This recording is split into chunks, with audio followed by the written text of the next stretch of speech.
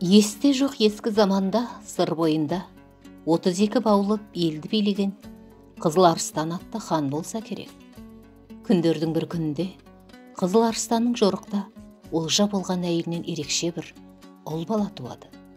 Баланың тұла бойы алапес болса керек.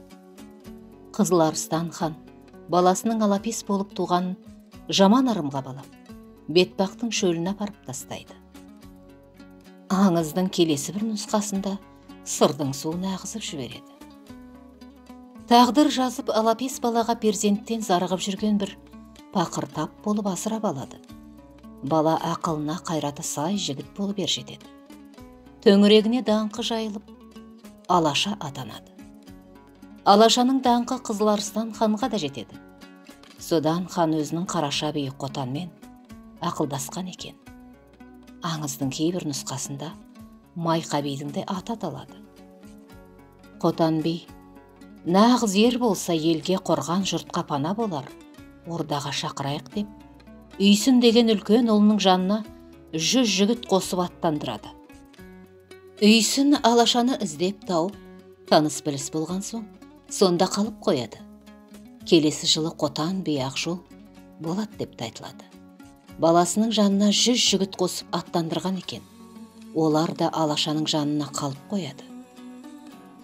Қотан би 3-ші жылы Алшын деген кіші ұлының жанына 100 жігіт қосып аттандырса, олар да қайтпапты.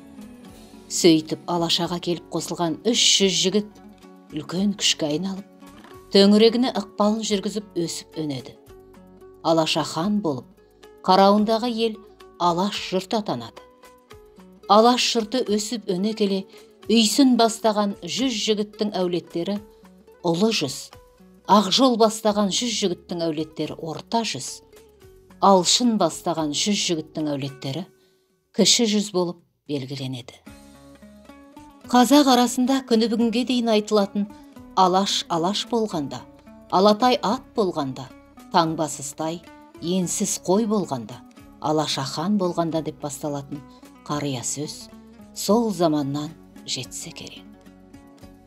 Қазақтың қария сөзінің айтуында Алаштан Ағарыс, Жанарыс, Бегарыс деп аталатын 3 ұл болған.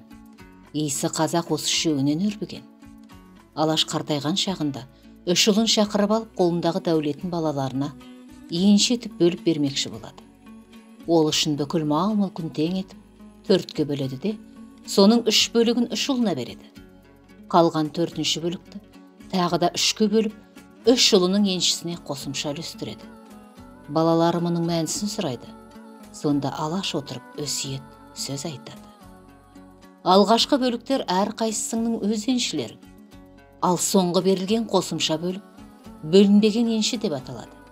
Оның иесі үйлеріңе келетін құдайы қонақ атаулы. Сондықтан бұдан былай жолаушылап жүрген адам босағаттаса, оның төсек тамағы мойындарында болады. Себебі әр қайсысында сол жолаушының бөлінбеген еншісі бар деп біліңдер.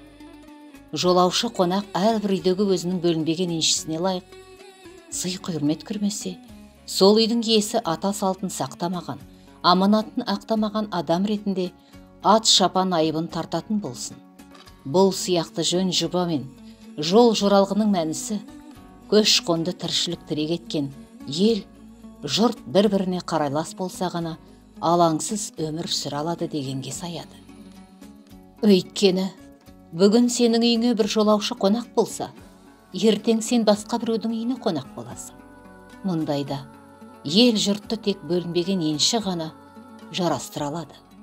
Сондықтан бөлінбеген енші иісі қазаққа мәңгілік мұра болсын.